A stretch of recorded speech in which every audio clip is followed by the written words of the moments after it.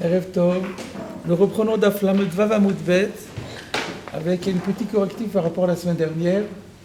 On s'est rendu compte a posteriori qu'on a fait les Tosfot sur une Gemara qu'on n'avait pas faite.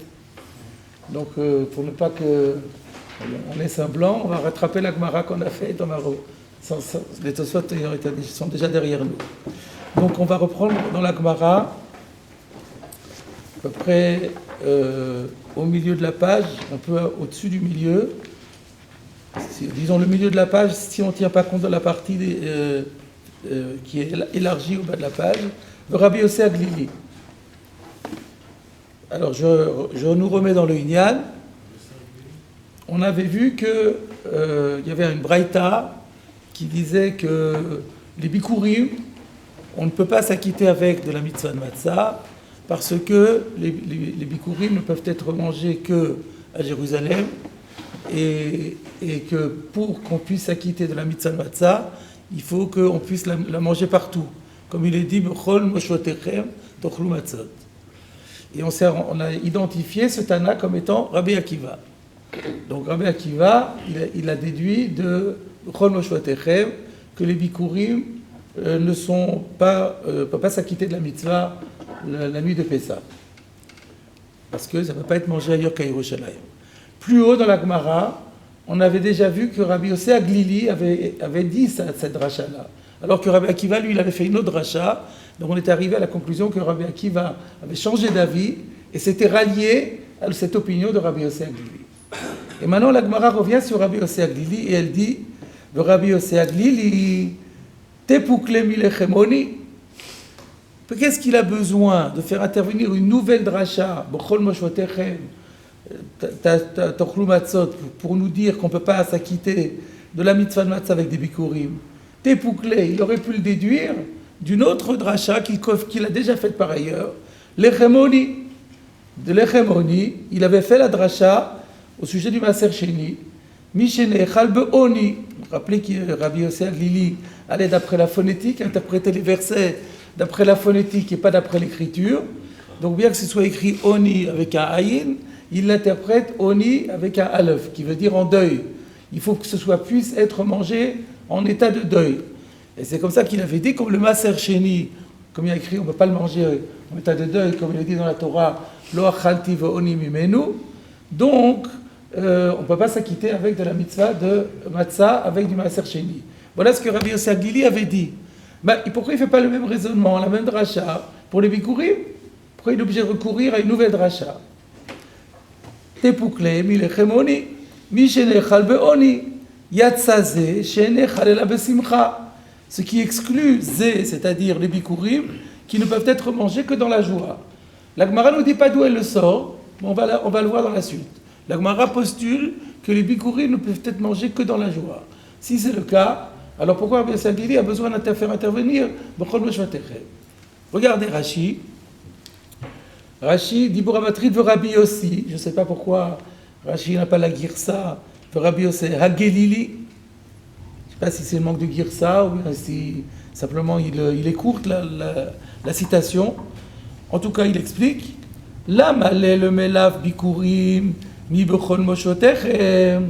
Qu'est-ce que Rabbi Yossé a besoin de déduire que les bikurim ne peuvent pas servir à la mitzvah de matzah, ni bechol moshvotechem, sur la base du verset qui dit dans toutes vos habitations, tepoukle milechemoni. Il aurait pu le déduire du verset qui dit que la matzah doit être du pain de deuil, mais echad nafkale maaser sheni, c'est-à-dire de la même dracha que de laquelle il avait déduite l'impossibilité de s'acquitter de la mitzvah matzah avec du Maaser Sheni à cause du Oni. Rashi rajoute Bishlam Rabbi Akiva l'opérage Oni. Alors il y a une erreur il faut une correction, le Darish.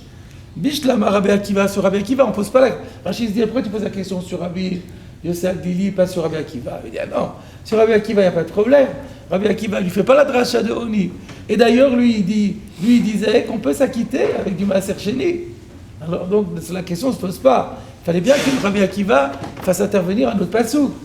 Mais Rabbi Yossé Aglili, il a qu'à utiliser le même pasouk. Voilà, question très simple, très claire, indiscutable. Réponse de la Gemara. Savarla que Rabbi Shimon. Voilà pourquoi Rabbi Yossé Aglili ne pouvait pas faire cette dracha sur les Bikurim. Parce que lui, il a le raisonnement, il est d'accord avec la position de Rabbi Shimon. Alors c'est quoi Rabbi Shimon? De Tanya, c'est qu'effectivement, il y a une braïta qui est citée, alors il semblerait même, d'après la Masoret Hachas, que ce soit même une Mishnah, donc Perek Bet, Mishnah Bet de Bikurim, rapportée dans la Gemara Yevamot à Gimel. Donc, nous, ça devrait être de Tnan, mais je n'ai pas vérifié. Bon, de Tanya, Bikurim, Asurim, Leonen. Donc, le Tanakama pense, voilà, c'est clair, que les Bikurim, on n'a pas le droit de les manger. Un Kohen qui veut manger les Bikurim ne peut pas, s'il est Onen, c'est-à-dire s'il a perdu un proche parent et qu'il n'a pas encore été enterré, c'est ça le statut de Onen, il n'a pas le droit de manger les Bikurim. Donc on voit que les bikurim doivent être mangés en état de simcha. Mais Rabbi Shimon m'attire. Rabbi Shimon il dit non, il peut manger. Donc Rabbi Yossé Aglili pense comme Rabbi Shimon. Et donc pour lui, il n'y a pas de problème de simcha. Donc il ne pouvait pas le déduire de Oni. Il fallait qu'il fasse appel à une dracha. Voilà. Donc la réponse, elle est acquise. Très bien, très simple. Le fait que la Gemara ait postulé, elle a fait semblant de ne pas connaître la marloquette. Oui, c'est ça. Oui. Ou même, et même s'il y a une marloquette, on aurait pu être tenté de dire que Rabbi Yossé Aglili et Posek comme le Chachamim, qui sont le roi. Donc il y avait toutes les raisons pour poser la question. Maintenant, la Gemara en profite pour nous expliquer quelle est la marloquette entre le Rabbanan et Rabbi Shimon. Maïta de Rabbanan. Alors on commence par les Rabbanan. Quelle est la raison, le motif des Chachamim qui disent que les bikurim ne peuvent être mangés que dans la joie? Dirtiv lo tuchal lechol bisharecha. Il y a un passou qui dit, dans Parashat Re'eh, tu ne pourras pas manger dans tes villes. Et il y a toute une liste de choses. Maasar de Gancha, c'est le Maaser Sheni. Vetiroshcha, la même chose. Vetzarecha, donc ça c'est 3 formes de Maaser.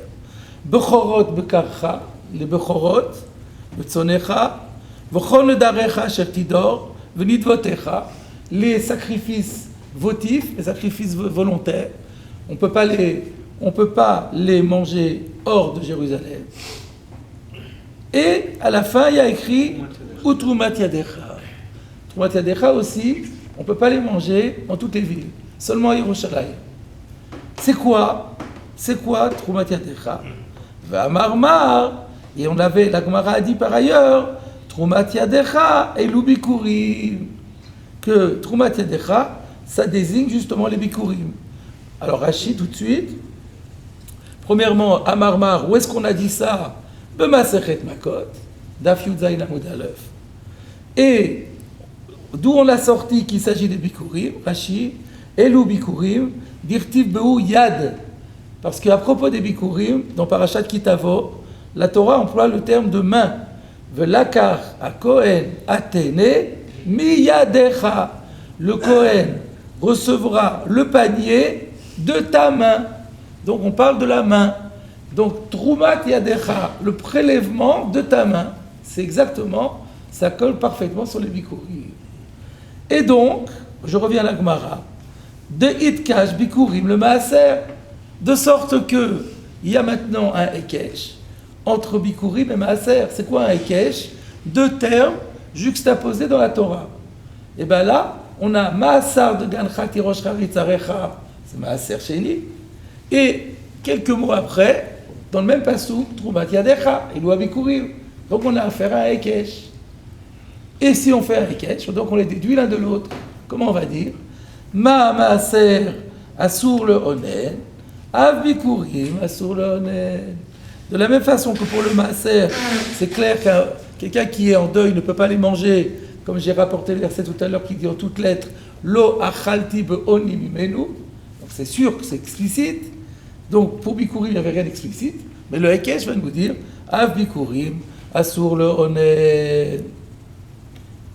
Pourquoi le Hekesh c'est Dafka sur ce point? Dafka sur. Le Simcha. Qui nous dit que sur pas le reste, peut-être sur le reste aussi. Mais nous, ce qui nous intéressait ici, c'est Bikurim. Peut-être que le Darim, peut-être que les corbanotes aussi, on ne va pas les manger en état de Ninout, pareil. Donc ça, c'est les Rabbanan. Donc maintenant, on se retourne sur le Rabbi Shimon. Le Rabbi Shimon, qu'est-ce qu'il va répondre à ça? Réponse, Trouma Karinu Rachamana. La Torah a appelé les Bikurim Trouma. Où ça? Ben dans ce verset, Teruma Tiatra. Donc là, tu me dis Trouma Tiatra, donc ça fait un Hekesh avec Maaser Sheni. Mais il y a un Hekesh encore plus fort. Il y a un Hekesh avec Trouma. C'est dans le mot même. Trouma Tiatra, c'est à la fois Bikurim et Trouma. Donc c'est un Hekesh dans le Hekesh. Et alors, donc la Torah l'appelle Trouma. Donc c'est pour nous dire qu'est Trouma. Pour nous dire que les Bikurim ont le même statut halachique que la Trouma. Ma Trouma muteret leonen, av Bikurim mutar leonen. De la même façon que pour la Trouma, il n'y a pas de défense, donc automatiquement, pour les Bikurim, la même chose. Reste la question, et d'où tu sais que toi, Trouma, fais le Hekesh avec Trouma aussi? Rashi. Trouma muteret leonen, beyevamot. Ça a été développé dans Yevamot, Be'harel, le chapitre intitulé Eharel. Nafkalan, on le déduit, Mi vechol zar. C'est un passouk à propos de la Trouma. Le verset dit Vechol zar lo yochal kodesh. Et le kodesh en question, c'est la Trouma. Donc ça veut dire que quelqu'un qui n'est pas zar, c'est-à-dire qui est littéralement un étranger, ça veut dire qu'il n'est pas Kohen, un non-Kohen, ne pourra pas manger de la Trouma. Et alors, Yeterta, c'est en trop. Pourquoi? Parce qu'il y a déjà un autre verset qui dit que seul le Kohen peut manger de la Trouma. Alors c'est pas la peine de me dire qu'un non-Kohen, si tu me dis que le Kohen peut manger la Trouma, que le Kohen, c'est quelque chose qui est donné au Kohen, donc ça veut dire que le non-Kohen ne peut pas en manger. Alors pourquoi tu me répètes? Donc c'est un Yitour, pour faire une dracha. Zarut amarti lecha velo aninut. La dracha, c'est pour me dire, je t'ai dit qu'il y a ici une impropriété, une défense de manger de la trouma pour quelqu'un qui est zar, mais uniquement pour quelqu'un qui est zar. Mais s'il n'est pas zar, qu'il a un autre problème, qu'il est honnête, c'est pas un problème. Seule la zarout est une impossibilité de manger de la trouma, pas la haninout. Voilà ce que dit Rabbi Shimon. Donc voilà le débat. Donc les Rabbanan ne tiennent pas compte, ne sont pas d'accord avec ce Hekesh, et Rabbi Shimon, lui, il est d'accord avec ce Hekesh. Alors la Gemara pose quand même une question sur Rabbi Shimon. Le Rabbi Shimon, Neuhi de Hekesh letle. En ce qui concerne Rabbi Shimon, il est vrai, on est d'accord avec lui, c'est tout à fait soutenable qu'on ne tient pas compte du Hekesh des Rabbanan, parce que là il y a Troumat Yatra, qui est très fort aussi. Ok. Mais Simcha, Miyat, Mirtav, Ktiva, Behu, mais il y a écrit quand même, dans les Bikurim, c'est écrit qu'il y a lieu d'être joyeux. Dirtiv, Vesamarta, Becholatov. À propos des Bikurim, c'est écrit. Et tu te réjouiras de tout le bien, de tout le bonheur que Dieu t'a procuré par les Bikurim, à l'occasion des Bikurim. Donc voilà. Et maintenant, on comprend d'autant mieux quelle était la question de la Gemara qui avait dit, mais les Bikurim, on doit les manger Besimcha. D'ailleurs, la Gemara avait dit comment? Tepukle. Melechem ani, Yatzazeh Shelo Nechal Ela Besimcha. Elle n'avait pas dit Elo Nechal Be'aninut. Elle a dit Shelo Nechal Besimcha. Je vois que la Gemara, en fait, elle n'avait pas pensé à la Braïta, elle la connaissait peut-être pas, mais elle s'appuyait sur ce verset-là. Et maintenant, elle revient dessus. Elle dit qu'il y a un verset qui dit que la Bikurim doit être mangé Besimcha. Alors comment tu peux me dire que non, un Onen peut manger les Bikurim? Aussi, c'est un problème, parce qu'ils sont pas en train de faire une dracha. Bon, pour les... Pourquoi on pose que sur... Bon, je suis d'accord, sur Rabbi Shimon. Les Chachamim qui font le Hekesh, que ça veut faire le Hekesh. Non mais d'abord, Rabbi Shimon, les Rabbanan, ils n'ont rien dit. C'est nous qui avons interprété. Oui, d'accord. Alors, Sur bon, notre interprétation. alors, ouais, mais là, on n'a pas besoin de poser une question sur notre interprétation. On a besoin de poser une question sur le din qu'on ne comprend pas. En l'occurrence, Rabbi Shimon. Après, s'il faut revoir notre interprétation des Chachamim, on verra. Mais on n'aura même peut-être pas besoin de la revoir. Donc, il est logique. La question, c'est pas de se poser des questions sur soi-même, mais de poser des questions sur... On est en train d'expliquer deux chitotes. On a bien expliqué une chita. Mais l'autre chita, on l'a pas toujours bien expliqué. Elle reste difficile. Donc c'est normal qu'on l'attaque, celle-là. Et pas l'autre. Alors il y a un Rashi. Rashi dit, Achigar Sinan, Simcha Ktiv Be'u, Vesamarta B'chol Hatov. Alors Rashi dit, voilà comment il faut lire. Il est écrit Simcha, à savoir le verset de Vesamarta B'chol Hatov. Alors je ne sais pas quelle était la version que Rashi avait et pour laquelle il intervient en corrigeant. Parce qu'on ne peut pas dire que c'est notre version qui ne lui plaisait pas. Parce que sa version, c'est exactement la même, en plus concis. Donc, c'est pas possible.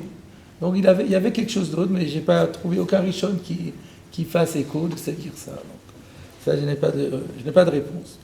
Mais en tout cas, la question, elle est claire. Alors, réponse de la Gemara. Hahu les zman simcha ou de atar. Ce verset n'est pas venu nous dire qu'on ne peut manger les bikurim qu'en état de simcha. Il est venu me donner les dates auxquelles on apporte et on fait le cérémonial des bikurim. Les zman simcha, c'est pour nous dire que le cérémonial des bikurim ne peut se faire qu'à une époque de joie. Pour qu'on comprenne, on continue, ditnan, car effectivement une Mishnah enseigne, me'atzeret ve'adachag, mevi ve'koré. Alors j'explique ce que ça veut dire mevi ve'koré. Dans les bikurim, c'est pour ça que j'ai parlé de cérémonial, il y a deux choses. Il y a d'abord la hava'a, c'est-à-dire le transport des prémices de tous les champs qui se trouvent hors de Jérusalem. On doit les amener à Jérusalem. Et une fois qu'on les amène, qu'on va voir le Kohen, il y a des versets à réciter. C'est ça ce qu'on appelle Koré. Il y a une lecture, une récitation de versets à dire au Kohen. Vanita va Martha, etc. Donc c'est ce qu'on dit quand on arrive avec les bikurim. Alors quand est-ce qu'on fait ça? C'est pas toute l'année. Mais Atzeret c'est quoi? Shavuot, on en avait parlé à Shavuot. Mais Atzeret, Adachag, Chag c'est quoi? Sukkot. Donc entre Shavuot et Sukkot, si on a des prémices à la maison, Mevi veut Koré. Là, on doit les amener et faire les récitations d'usage. Mais Achag, Vatranouka, par contre, si on ne les a pas encore apportés et qu'on se retrouve déjà après Sukkot, et entre Sukkot et Chanouka, Mevi, on doit les apporter, Ve'enokoré, mais il n'y a plus de lecture. D'où ça sort? Ben, c'est justement de cette simcha, comme Rashi va nous l'expliquer. Rashi, Zman Simcha, à une époque de joie, ça désigne quelle période? Qu'est-ce qu'on appelle une époque de joie? Bezman Ketzira ou le Kita. À l'époque où l'agriculteur cueille, moissonne et ramasse. Chez Adam, loket tevuato. La période où l'homme engrange sa récolte, velibo sameach. C'est le moment où il est heureux. Il a travaillé toute l'année. Il a labouré, il a planté, il a semé, il s'est inquiété. Là, il a cueilli et il a engrangé. Ça, c'est l'aboutissement. Donc ça, c'est la joie de l'agriculteur. C'est d'ailleurs la fête de Sukkot, c'est Zman Simchatenu, parce que c'est Chag HaAsif. C'est la fête, c'est le moment où l'on récolte, et de ce fait, ça s'appelle l'époque de notre joie. Ça va au même. Oui, mais justement, dans la Torah, c'est que Sukkot, c'est juste Sukkot et Zman Simchatenu. Pas dans la Torah. La Torah, elle dit pas Zman Simchatenu, c'est dans la Mida qu'on a mis Zman Simchatenu. C'est Chazal qui a rajouté ça. Oui, mais c'est cette Mais c'est bien ça, c'est la période de Simcha, c'est la période de Chag HaAsif. Mais en fait, il y a déjà des espèces qu'on engrange déjà avant Sukkot. Sukkot, c'est la fin, c'est le final. Donc, comme on va voir dans Rashi, donc, Itzricho akatouf kriya de Arami Oved Avi. Donc, en fait, c'est pas la va'a, c'est la kriya qui est liée à la simcha.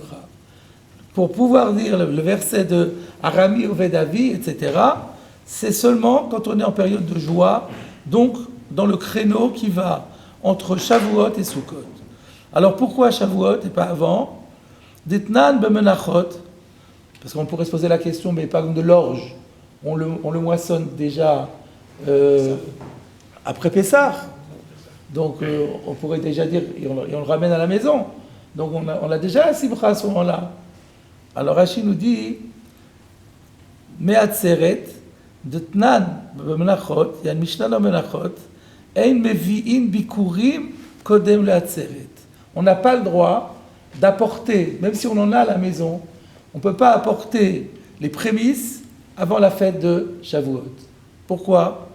Sheshte alechem shel atzeret matirin avad bikurim.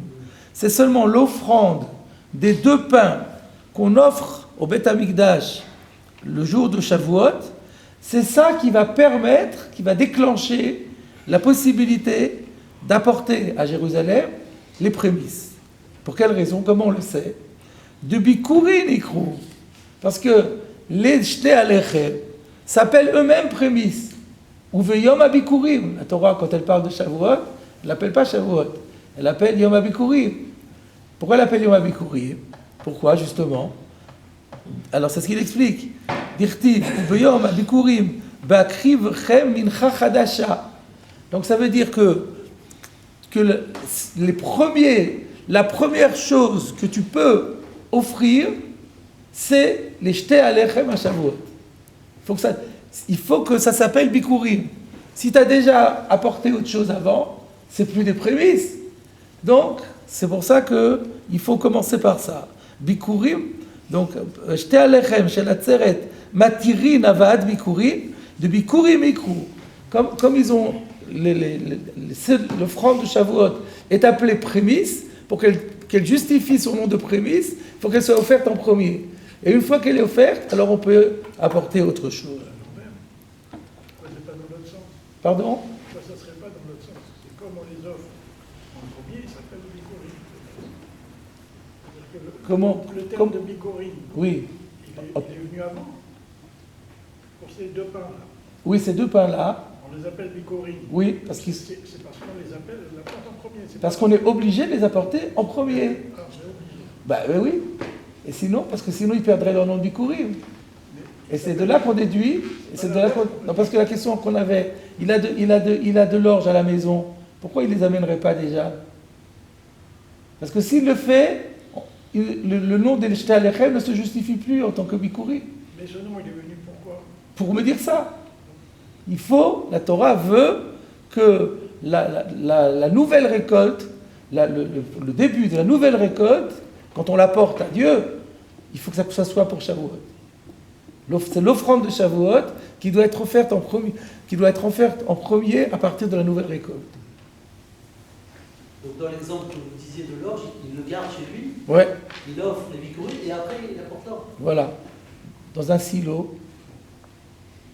On n'avait pas vu que pour Bikurim, tous les céréales n'étaient pas...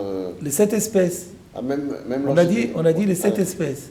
Et l'orge fait partie des 7 espèces. Adachag. Et pourquoi seulement jusqu'à Sukkot? C'est dans ce créneau-là que a lieu la récolte, et qu'il est heureux de son travail. Par contre, Me'achag v'at Chanouka, donc là on a dit que Mevi veno koré, en ozman simcha. C'est plus une époque de joie.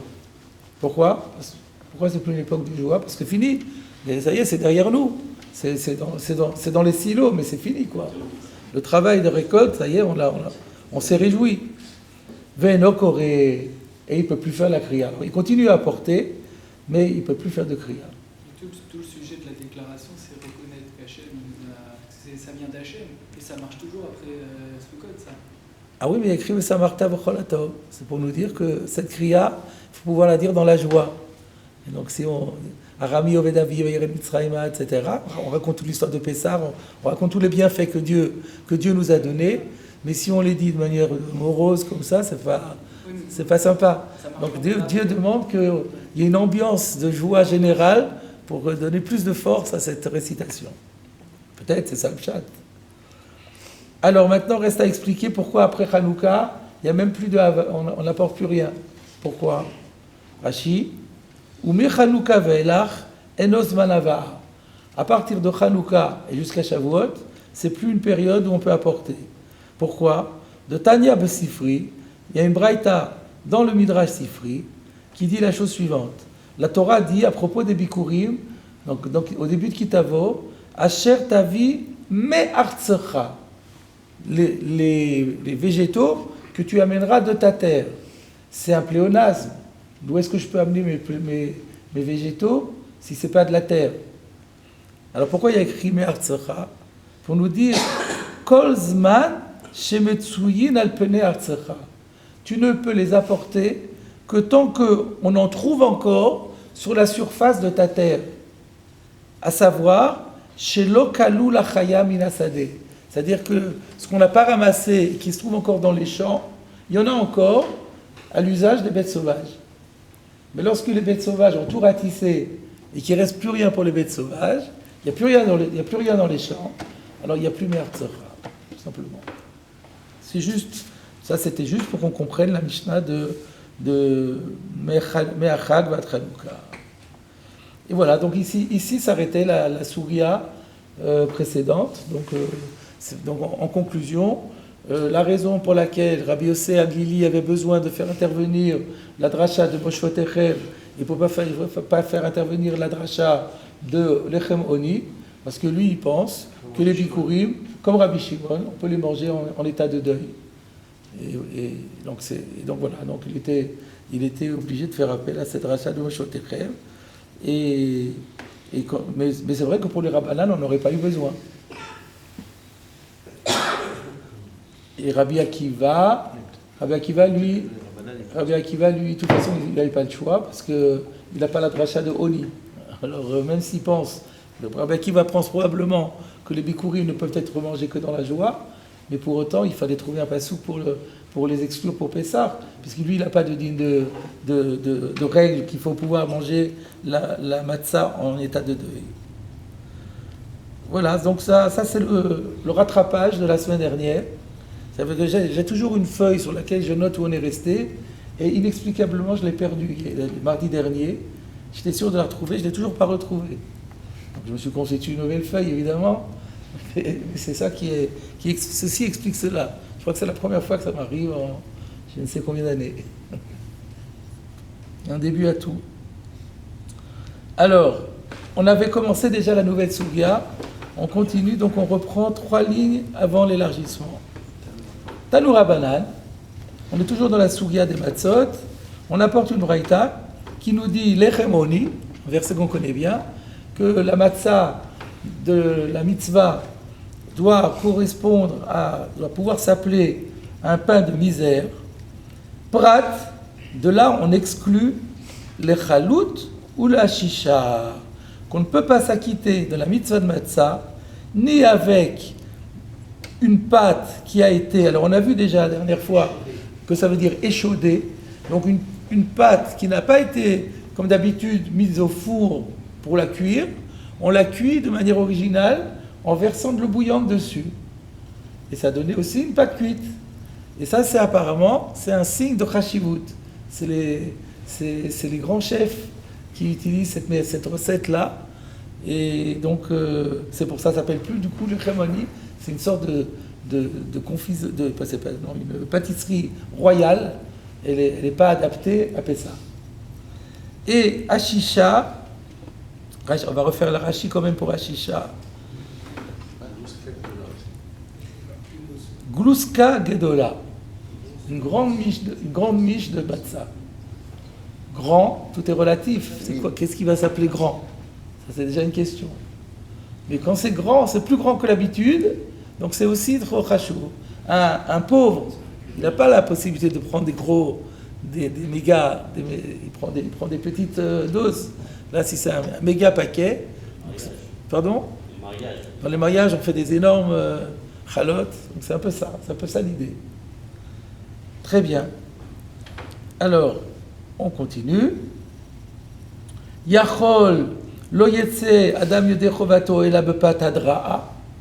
Alors, on avait vu aussi, dans la Gemara, il dit, si déjà il faut être cohérent avec soi-même, si on dit qu'il faut prendre le verset au sens le plus strict, un pain de misère, alors il n'y a pas que ça qu'il faut exclure.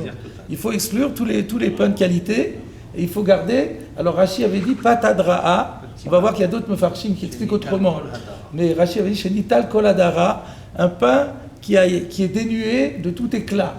Et il avait dit c'est quoi? C'est un patkibar, c'est-à-dire un pain noir, un pain bis. Ce qui veut dire, qu'est-ce qui fait la couleur de la farine? En fait, c'est les péricarpes. J'ai vu ça dans le dictionnaire. Péricarpe, c'est l'écorce du grain. Dans la farine, dans le grain de blé, vous avez une écorce qui est particulièrement sombre, puis en dessous, à l'intérieur encore une petite écorce qui est moins sombre, et à l'intérieur, vous avez la farine proprement dite. Alors quand on fait la mouture, alors on tamise au fur et à mesure pour essayer, et on élimine toutes les particules qui sont le plus noires pour arriver au plus fin. Plus c'est fin et plus c'est blanc. C'est ça l'habitude. Et donc là, on aurait pu croire que c'est seulement le pain, alors où on a carrément enlevé toute la farine, il n'y aurait que du pain de son, ou alors au moins un mélange complet. Rashi n'a pas dit, il a dit pas de kibar, donc on ne connaît pas la recette du pas de kibar, on ne connaît pas la fiche technique. En tout cas, j'aurais pu croire qu'on ne peut s'acquitter de la matzah qu'avec une matzah toute noire. Talmud Lomar, matzot riva. C'est pour ça qu'il y a quand même un ribouille, que plusieurs fois dans la Torah use et abuse du nom matzot, c'est pour nous rajouter des choses qu'on aurait pu exclure. Et pour nous dire, va filou comme matzot chez Shlomo, que même une matzah royale, qui est apte à monter sur la table du roi Salomon, même ça c'est bon. C'est quoi la particularité quand on parle de royal, Rashi? Il y avait un Rashi, chez Shlomo, chez Aya Meunag, qui lui était vraiment délicat, raffiné. Klomar, Solet Nekia. C'est-à-dire que même si c'est une fine fleur de farine, justement, dont on a éliminé toutes les parties sombres, la partie écorce, le son et le reste, ça c'est permis. On peut faire une matzah de mitzvah avec une farine T65 sans aucun problème. Qu'est-ce qui définit quand il y a un ribouille? Jusqu'où on va dans le ribouille?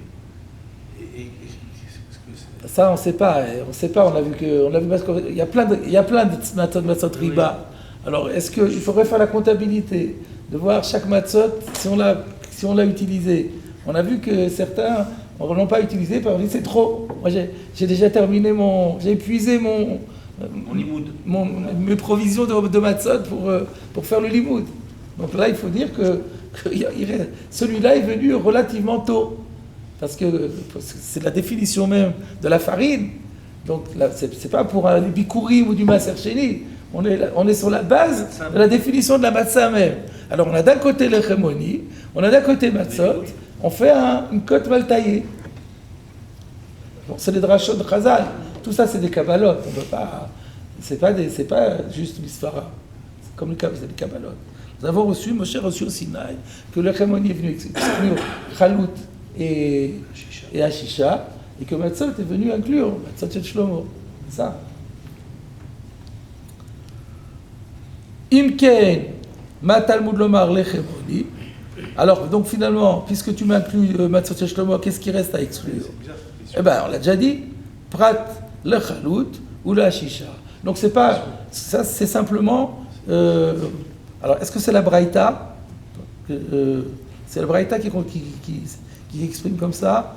Encore une fois, l'echemoni prat lo chatou la shisha, ouais. Yachol et tzedot tzedot la betadot, comme le mitzadot riba. Afilo ça shlomo. Mais kamatamar l'echemoni prat lo chatou, c'est la fin de la démonstration. La dracha, la Braïta se fait en deux parties. Elle annonce le din, elle annonce la dracha. L'echemoni est venu exclure Ashisha et Chalut et Ashisha. Et après vient la démonstration, parce qu'on pourrait exclure ça pour aussi autre chose, pourquoi tu dis ça, etc. On arrive à Matzah Blatzot Riva, et on dit, donc qu'est-ce qui reste finalement? C'est QFD. Et on arrive à la conclusion. On arrive à la conclusion. Annoncé. Prat le Chalut ou la Shisha. Alors, on va terminer. Il y a maintenant un Tosfot là-dessus, très important, très compliqué, mais on va d'abord faire la Gemara pour terminer le sujet dans la Gemara déjà. C'est un problème purement sémantique. Ou Maï Mashma de Aï Ashisha Lishna de Chashivuta. On a compris de cette braïta que Ashisha c'est quelque chose qui est chashuv. Mais comment c'est écrit? Comment on comprend du mot Ashisha que ça veut dire quelque chose de chashuv? On n'avait pas compris que c'était du mot. Pardon? On ne savait pas d'ailleurs que c'était du mot.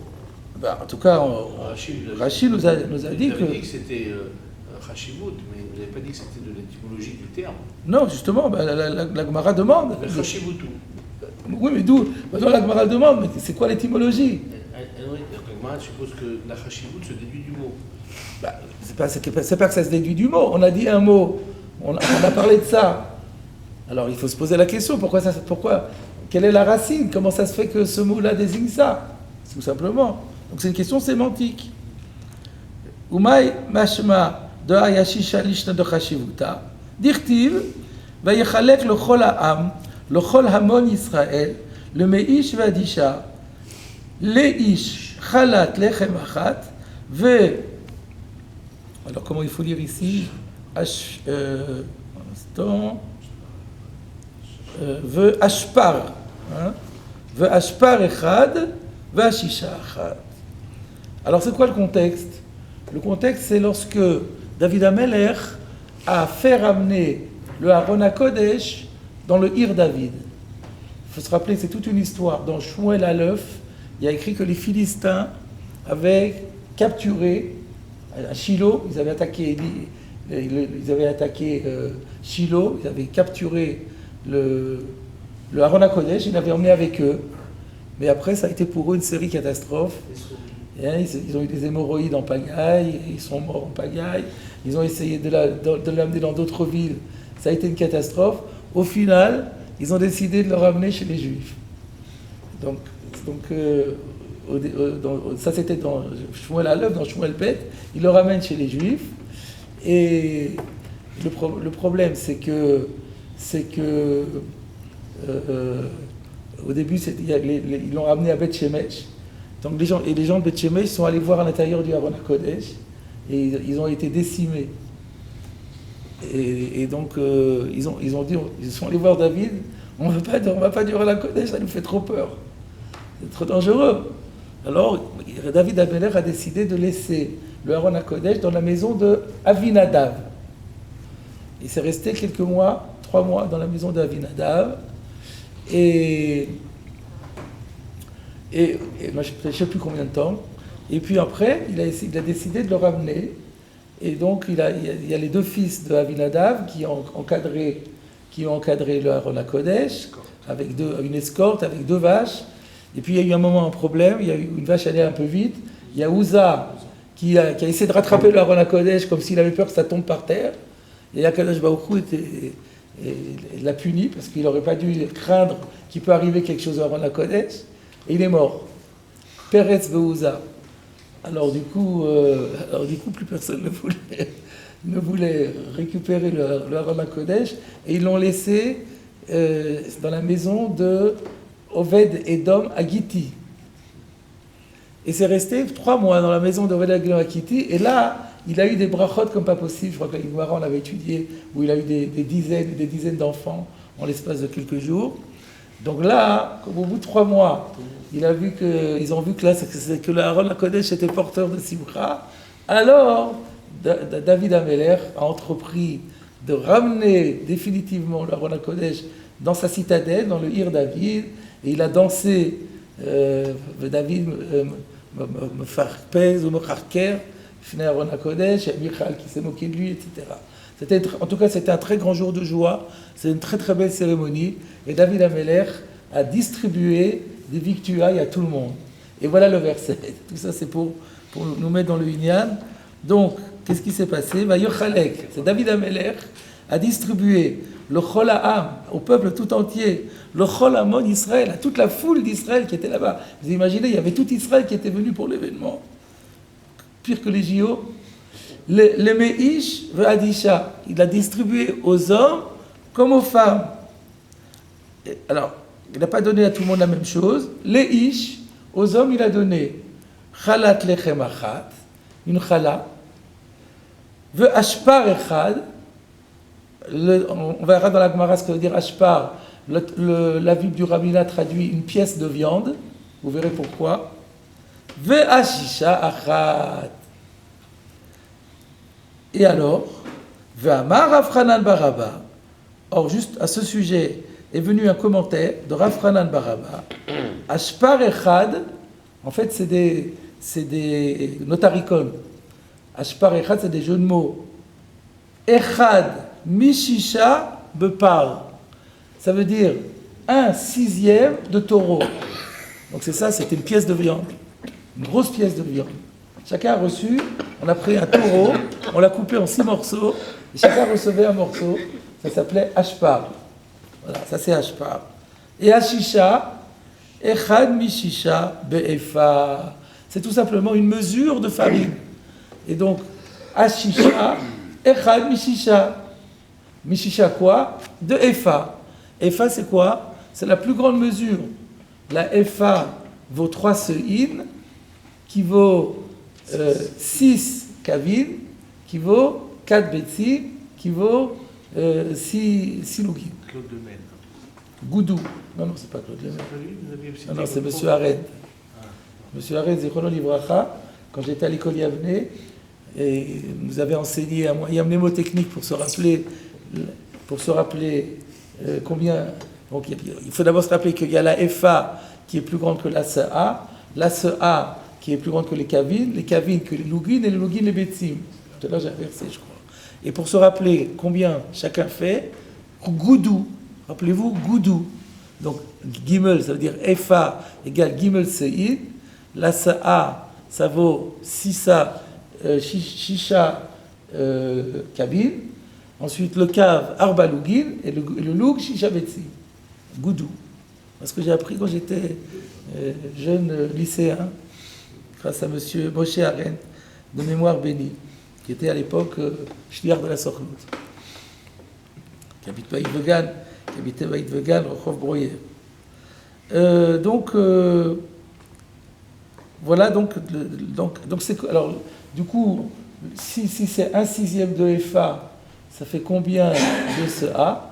Une demi-CA. J'ai fait le calcul. Puisque une FA, c'est 3 se'in, donc 1/6, c'est 3 divisé par 2, ça fait une demi-CA. Donc c'est énorme quand même. Une demi-CA pour faire une matzah, c'est énorme. Donc c'est la chicha, là maintenant on sait. Tout à l'heure on avait dit on ne sait pas combien c'est une chicha. Avec ça, on sait exactement combien c'est, mais c'est énorme. En dessous, ça sera bon. C'est le seuil. Apparemment. Parce qu'on n'a pas vu encore on n'a pas encore vu la halakha. Ouais. Alors, Oupliga de Shmuel. Mais d'ailleurs, cette explication-là est en contradiction avec un enseignement de Shmuel, de Amar Shmuel. Parce que Shmuel disait Ashisha garba de khamra. Mais pas du tout. Ashisha, c'est pas de la farine, c'est du vin. Alors, avec Shmuel, on est complètement à côté de la plaque, là. Donc, garba, c'est quoi garba? Alors, regardez Rashi. Khamra, c'est du vin. Et garba, alors, on a une version de Rashi, Eifa, chez Yaïn. Donc, ça voudrait dire garba, ça voudrait dire une mesure. Et il y en a d'autres qui corrigent, non, c'est un cli. C'est une cruche. Donc, en fait, garba, ça peut vouloir dire les deux. Donc, soit ça veut dire c'est une mesure de vin, ou alors une cruche de vin. En tout cas, c'est du vin. Mais seulement si on dit comme Shmuel, la braïta n'a aucun sens chez nous.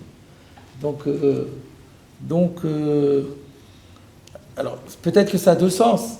Pourquoi Que- Pourquoi elle n'aurait pas de sens Ben parce qu'on a dit que ça ne peut pas être utilisé comme pour la mitzvah de matzah, parce que les chémonies. Le vin ne peut pas être utilisé comme les chémonies. Il n'y a pas besoin de braïta pour ça. Mais lui, il apporte une preuve quand même. Dirtiv, ve ohave, ashiche, anavim. Moi, je ne rentre pas dans un verset compliqué, mais c'est dans Oshéa, chapitre 3, verset 1. On parle des hommes qui adorent les cruches de vin, de raisin. Donc les gens qui sont alcooliques, quoi. C'est logique aussi, parce qu'on dit d'abord on dit chala, après on dit bassar, après c'est bizarre, dans le passage. Ah oui, c'est vrai, on a déjà parlé de chala. Bah oui, après. Alors qu'est-ce qu'on va donner après encore des matzot? Mhm. Ouais, peut-être.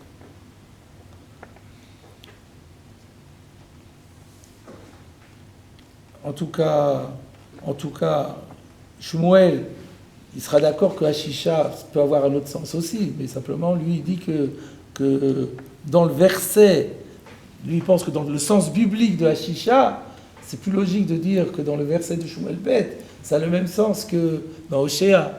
Et maintenant, comme on dit souvent, l'Ishna de Kra le Choud, l'Ishna de Chachamim le Choud. C'est ça que dira Shmuel. Et peut-être qu'il sera d'accord que ça veut dire aussi, dans l'Achon Chachamim, c'est Chal Mishisha. C'est possible. Là, j'ai pas vu personne qui s'intéresse à cela. Alors maintenant, on va attaquer le Tosfot, Prat le Chalout. C'est le dernier Tosfot de la page. Prat le Chalout, on a dit que, comme il y a écrit l'Echemoni, donc le pain, la matzah qui a été obtenu par ébouillantage de la farine, ou de la pâte plutôt, eh bien on ne peut pas l'utiliser parce que c'est trop chachou. Mashma, de Chalout à Velechem. Si on l'exclut parce que c'est chachou, ça prouve qu'au moins c'est du pain. Parce que si c'était pas du pain, alors c'est même pas la peine d'arriver à l'Echemoni. Tu t'arrêtes avec l'Echem, tu dis c'est pas du Lechem. Si on a besoin d'arriver à l'Echem Oni pour l'exclure, c'est que c'est du Lechem. Donc Mashma, de Chalout avec Lechem. Et là, de l'eau avec Lechem Oni. La seule chose, c'est du Lechem, mais on ne peut pas l'utiliser à Pessah, parce que c'est pas du pain du pauvre. V'hadam rinan besamour. Ah oui, mais le problème, c'est qu'on va voir dans la Gemara plus loin. Maï chalat hamasret. On va parler d'une pâtisserie qui s'appelle chalat hamasret. Et on va dire, c'est quoi qu'on appelle comme ça? Chalout shel balé batim. C'est les balé batim qui font de la pâte bouillie, ébouillantée. Mashma de l'oav lechem. Ça laisse entendre que c'est pas du lechem. Pourquoi? Midepatar minachalal. Midepatar minachalal. Là-bas, on explique que c'est quoi le chalat hamasret? C'est pas tour de chala. Et on demande c'est quoi chalat hamasret? C'est chalout. Donc chalout, c'est chalat hamasret, c'est pas tour de chala, donc c'est pas du pain. Donc on est stira. Chez nous, on dit que le chalout, c'est du pain, c'est pas du pain de pauvre, c'est même non seulement c'est du pain chachou, et là-bas on dit c'est même pas du pain. Voilà la question de Tosfot. Mais peut-être à cause des ingrédients, hein, et pas de la cuisson. Non, on a demandé qu'est-ce que c'est? Chalout chez le balé bâti. Donc on voit bien que là, ce qui change, c'est pas la composition est la même, ce qui change, c'est le mode de cuisson. Chalout chez le balé bâti. Réponse de Tosfot. Les kaman maïre bebelilato raka comme chez Afaresh Lifnim. Alors première possibilité, c'est on parle d'une pâte molle, comme pour les crêpes. Donc c'est ça qui fait que c'est pas patour de chala. On fait une différence entre les pâtes dures, comme celle qui est des gâteaux et du pain, et les pâtes molles, comme celle des crêpes. Donc ça, c'est une pâte molle. C'est pour ça que c'est pas du lechem. Comment Shafaresh Lifnim, d'ailleurs, Tosfot nous prévient qu'il reviendra là-dessus plus tard. Inami, il y a une autre solution. Acha bedeadar afie betano. Peut-être que le pshat, c'est que chez nous, c'est vrai qu'à la base, c'est bouillanté, et comme c'est bouillanté, c'est pas du pain. Mais après, on le reprend, on le récupère et on le cuit au four. Alors, comme on l'a cuit au four, ça lui donne le statut de pain. Mais comme ce n'est pas du pain stable, c'est du pain qui a été traité pour être ébouillanté au préalable, ça lui donne une chashivut. Le goût est différent, c'est quelque chose de plus raffiné. Donc, quand c'est seulement ébouillanté, c'est même pas du pain. Mais quand c'est recuit au four, c'est du pain, mais c'est du pain chashou. Donc il y a deux pshatim complètement différents. D'après le premier pshat, pour que ce soit pas du pain, il faut gli la toraka, il faut une pâte molle. Si c'est une pâte dure, même ébouillantée, c'est déjà du pain. D'après le deuxième pshat, ah non, quand c'est ébouillanté, c'est pas du pain. Si on veut faire du pain, il faut le remettre au four. Si on remet au four, ça devient du pain. Mais simplement, ça ne sera pas utilisable, parce que le fait de l'avoir ébouillanté à la base lui donne de la chashivut. Clair? D'après le premier pshat, dans pâte à babekisani, ou dans de la pâte qui est mise dans de l'eau à bouillir, là-bas il y a une marque pour savoir si ça va du motzi dans le pain ou pas. C'est quoi, si Ça va du motzi ou pas. Dans quel cas? Dans le cas où on fait cuire avec, ou avec de l'huile ou avec de l'eau. Ah, on fait cuire Ouais, au lieu de faire une affilia, on fait un bichou. un bichoul. Un bichou ou une comment on appelle ça avec de la friture. Là-bas, il y a un débat. C'est pas ça, c'est encore autre chose ici. On parle ni de ça, ni de ça. Il n'y a pas eu de bichoul, il n'y a pas eu. Ouais, bichou, c'est quoi Il n'y a ni bichoul ni tigoun. Ah non. Bichou, c'est que de l'eau. Ah non, c'est pas la même chose. Là, pardon? Là, ouais, Khalita, c'est. On y met, hop, on rentre, on sort. Peut-être que c'est Comme pas ça, ébouillanté. Ouais. d'accord. Art caché. On n'est pas sorti encore du problème. Damrinan ba'acholetz. Acholetz, c'est dans Yevamot. Daf Mem Amoud Aleph. La Gemara dit Afalgav de Chalte Meikara, bien que on l'ait ébouillanté à la base, Kivan de Hadar Ve'afie Betanour, donc ça correspond au deuxième cas. Donc on l'a ébouillanté et on l'a remis au four. Il passe c'est à la poêle, on l'a mis sur la poêle. Lechem karibé, ça va s'appeler lechem. Jusque-là, pas de problème. Ve'adam yotse yodeh chovato bepesach. Et on peut s'acquitter avec à Pessah. Et donc là, le problème, c'est quoi? Chez nous, on dit que parce que ça a été des chelat, c'est chachouv, c'est pas lechemoni. Et là-bas, on dit, ah si, c'est lechem, et on peut s'acquitter avec, donc c'est lechemoni aussi. Ah, ça contredit notre souga. Donc il y a une contradiction. Donc en fait, dans ce soir, il y a eu deux contradictions. Première contradiction avec un texte un peu plus loin, qui laisse entendre que c'est pas du lechem, chez nous on dit que c'est du lechem. Maintenant, deuxième contradiction, chez nous on dit que c'est lechemoni, et qu'on ne peut pas s'acquitter avec, et là-bas on dit que c'est pas lechemoni, on peut s'acquitter avec. Alors comment on s'en sort de tout ça? Cette question, on la verra plus tard soulevée aussi dans le Rif, mais voilà, là, cette Tosfot pose la question. Vomer Rabbeinu Tam répond De'atam nami ma'ire bebilato raka. Donc on utilise un peu les mêmes trucs, les mêmes, je trouve pas le mot que je voulais dire, la même astuce, pour le même joker, pour s'en sortir, en disant qu'on parle là-bas aussi d'une pâte molle, de kodem afia, lav lechem ou klal. On avait expliqué, ça va bien avec la première explication, on avait dit que quand c'est bilaraka, c'est pas du pain bichlal. Donc là-bas, on parle initialement, c'était bilato raka.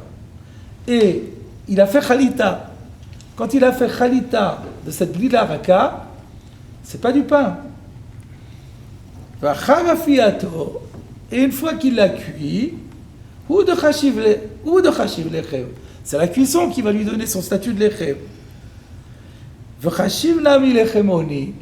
Et ça va quand même s'appeler du lechemoni, et on pourra être yotse avec, qui va chez Blila Toraka. Parce que comme il y a eu, la Blila Raka, c'est d'un côté, il y a le Khalita, on a dit que c'est Khashour. Mais d'un autre côté, il y a quelque chose qui neutralise la Khalita, c'est le fait que c'était Bli la Toraka. Donc finalement, alors c'est l'Echem grâce à la Afia qui a suivi la Khalita, mais ça reste l'Echem Oni. Alors que chez nous, pourquoi on ne peut pas l'utiliser? Parce qu'il y a eu Khalita, si, il y a eu Afia. Baraka au début. Alors ça dépend d'après le premier, ça dépend d'après le deuxième chat. D'après le deuxième chat, il y a eu Khalita et Afia. Mais c'était pas bien. Et donc la Afia lui a donné le statut de l'Echem. Mais comme il y a une Khashivut de Khalita, donc c'est pas valable. Donc ça c'est d'après la deuxième. Et si on va d'après la première, la première réponse l'autre fois c'était pourquoi c'est pas du Lechem? Parce que c'était du Toraka. Alors là on peut dire nous d'emblée c'était. Alors on peut très bien dire que d'après le premier pshat, donc il n'y a pas eu d'Afia après. Il n'y a pas eu d'Afria après. C'était Blilato. Attends, c'était que je ne me trompe pas. Dans la première réponse, ça avait été le Kamal Maïrem Blilato Raka. Donc si il y a Blilato Raka et Khalita, c'est pas du Lechem. Mais si c'est Blilato Kasha et Khalita, c'est du Lechem. Donc là, d'après le premier chat, c'est comme ça. D'après le premier chat. Donc dans notre cas, nous, c'est Khashour et c'est du Lechem. Là-bas, c'est du Lechem, mais c'est pas Khashour parce que vous dites la Toraka. Voilà la réponse de l'explication de Tosfot. Alors, Tosfot donne cette explication au nom de Rabbeinu Tam. Alors, j'ai une petite note de Osvada qui dit que dans le Tosfot à Rashba, il ramène au nom de la même réponse qu'on vient de voir dans Tosfot, au nom du riz. Bravo. Pardon? J'ai la note aussi. Ah, vous avez la note devant vous? Bah oui. Ah, bah, très bien. Et donc, il rajoute que dans le Tosfot à Rashba, donc la réponse qui a été prêtée par Tosfot ici à Rabbeinu Tam, c'est celle du neveu de Rabbeinu Tam, qui est le riz. Et par contre, il en rapporte une autre au nom de Rabbeinu Tam, mais qu'il réfute. Alors, je vais vous quand même dire quelle est ça vous ne l'avez pas dans la note. Si. Quelle est la réponse de Rabbeinu Tam? Ah non, la réponse non, mais Rabbeinu Tam. Oui, mais la réponse de Rabbeinu Tam. Ah, Ofen Acher. Alors moi je vais vous dire le Ofen Acher. Je vais aller le voir. Donc qu'est-ce qu'il propose de dire? Que donc il y a eu d'abord Khalita et puis ensuite Afia.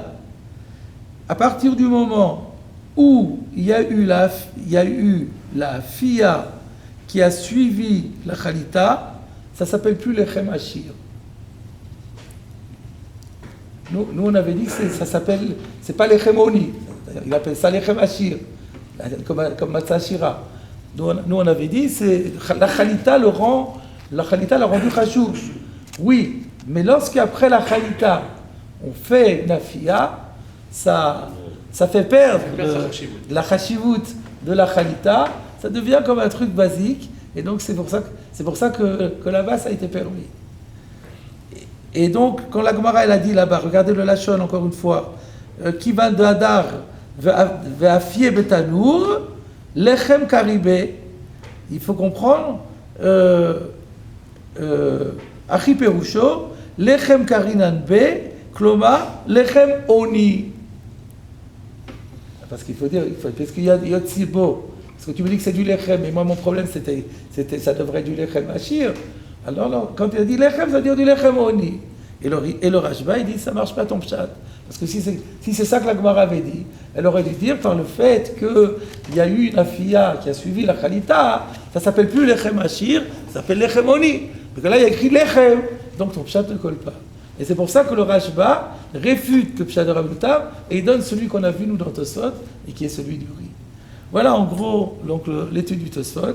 Et donc la semaine prochaine, si Dieu veut, on va voir le Rif et le Ran. On va voir qu'il y a d'autres, et le Roche, on va voir qu'il y a d'autres Mefarshim, puisque Rashi et Tosfot ont expliqué, sur Ashisha, et à la fois sur Ashisha et sur le Patadra'a. Il y a aussi une problématique sur le Patadra. Donc, il y a plein de points qu'on a déjà vus qu'il va falloir revoir. Et ensuite, va se poser le problème de la halacha. Parce que le Rambam, le Tour, le Shulchan Aruch sont mashmit le din de Hashisha et le din de Khalita quelque part aussi. Donc il y a beaucoup de surprises. Rabbi Hanadia ben Akashi Omer, ça fait beaucoup de zakos et Israël, le fichot de Roland Toro Mitzvah Shem. Adonai Profet Zah, Toro V'Yad.